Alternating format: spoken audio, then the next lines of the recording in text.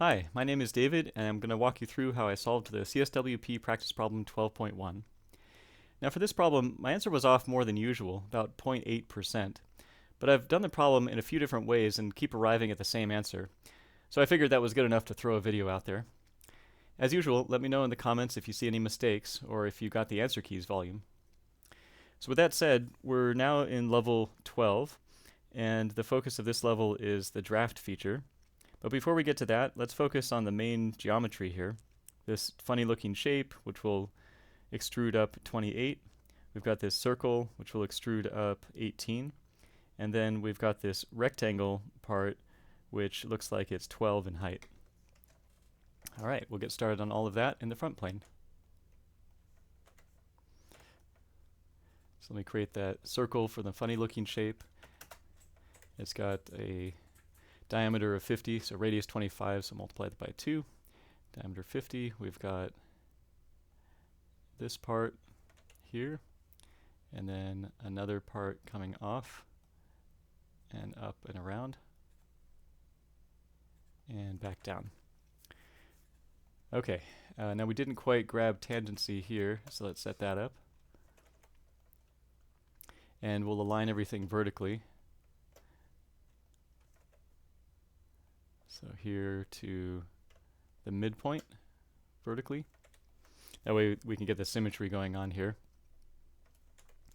And then start dimensioning things. So 14, and then from here to here, 45, and then this part is 25.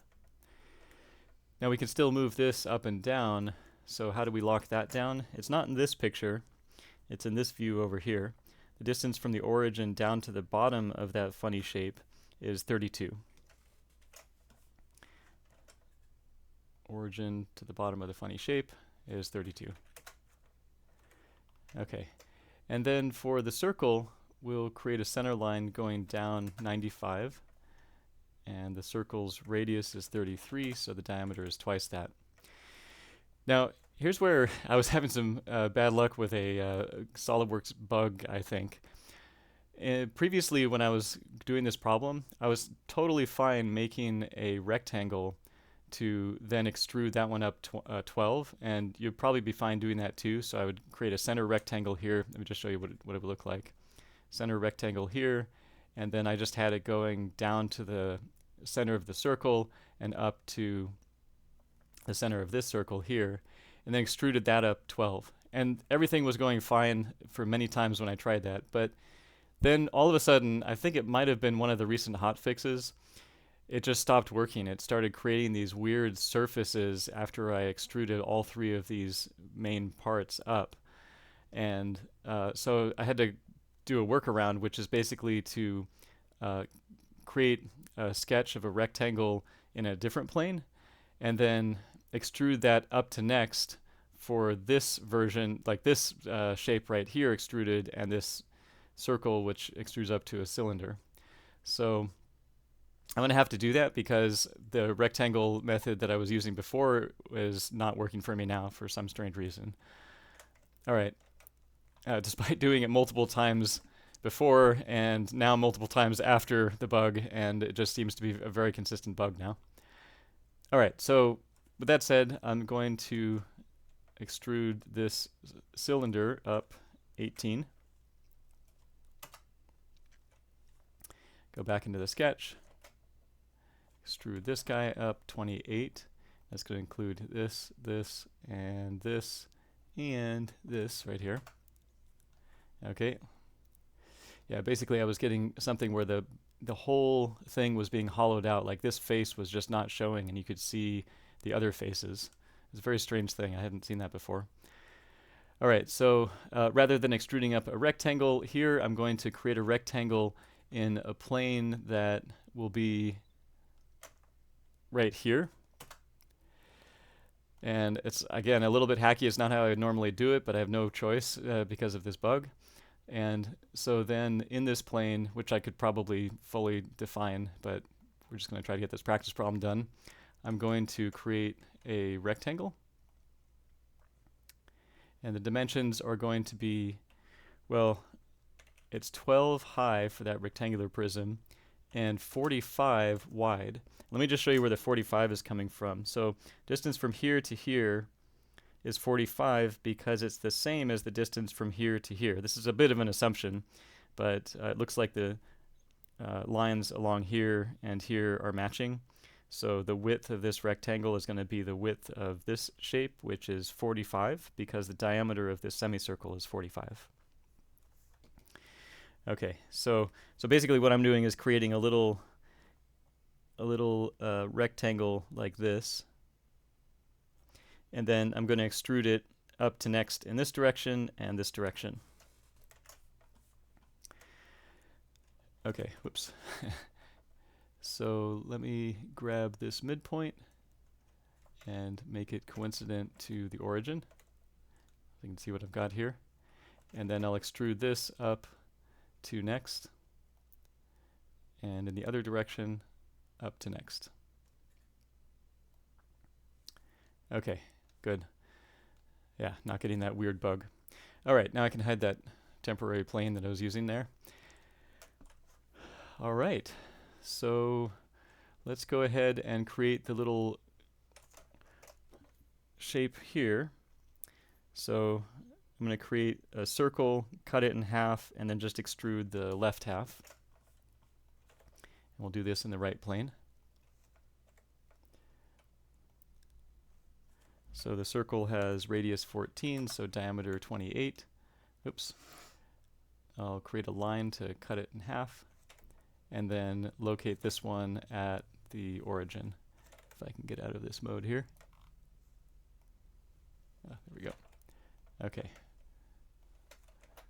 So we'll lock that into place. And then extrude. We'll do a mid-plane extrusion. 75. And just that half of the circle. Okay, and then we'll look at this part right here. I'll just take a semicircle from right around here and extrude it up 70. So in the top plane. Let me create it out here. So this has a diameter 45. Cut it with a line and lock it into the origin. Before I was creating this with just an arc, but then I realized that the arc was being bound to these edges here, and I kind of didn't want that. It's nice to just have something that only depends on the origin if possible, because that's kind of like the bedrock of the things that you've made in SolidWorks. You know, if anything else, if you delete one of these, you know, it doesn't matter, because everything in this sketch is just based on where the origin is. So it doesn't depend on previous features or sketches. Okay, so let's extrude this up 70. And this is going to be blind extrusion. And just this half here. Okay, make sure I'm not getting that weird bug. Okay, good. So now we can look at the draft feature. And we're going to set the draft to 5 degrees. And you need to select a plane called the neutral plane to kind of like start off the draft and give it a sense of direction. So it's going to be pulling in this direction. There's going to be like a tapering in this direction from that plane. And we're going to taper this face right here. So you select all the faces that you want to draft. We want to select that face to taper because you can see that it's not going straight, or at least in this view, it's not going straight like this. It's at an angle going in, and that's what the draft is. It's that 5-degree angle. Same thing down here. This is going to be some kind of 5-degree angle down here. And you can see all the places that that's happening. Here, here, here, all around this funny shape here, on these sides, and then this whole cylinder is tapering inwards. So you can see the circle that's closer to us is smaller than the circle that's farther from us. All right, so let's go ahead and grab all of those faces to draft.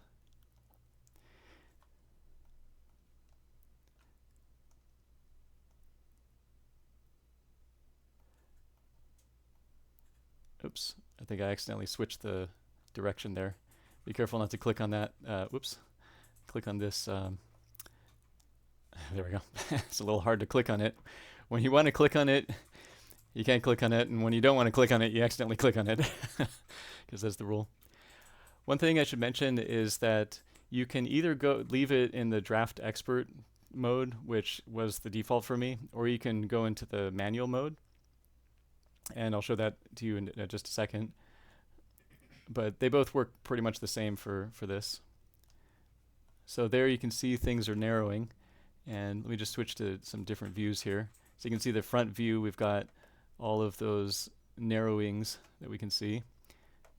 Here's the side view here. You can see the angles that this is now drafting at. And oops, here's this view, and back to the isometric. So once again, you can go into the manual mode and select neutral plane, 5 degrees. Select the neutral plane, which was the front plane in our case, and then the faces to draft, and it's basically the same thing as that draft expert that we were just looking at. All right. So now all we want to do is mirror about the front plane, and I'm going to mirror the entire body rather than trying to select all of those features that we created. So we just want to mirror that entire thing, and there we go. For the volume, we get 375,290.08 cubic millimeters. And for the answer key, it's 372,255.5 cubic millimeters. Now, once again, this is off by about 0.8%, but I've done the problem a few different ways, and there may be something that I'm not seeing here, but I feel like this is a good solution. So let me know in the comments if you see any mistakes, or if you got the answer keys volume. Thanks so much for watching. Take care, and keep studying.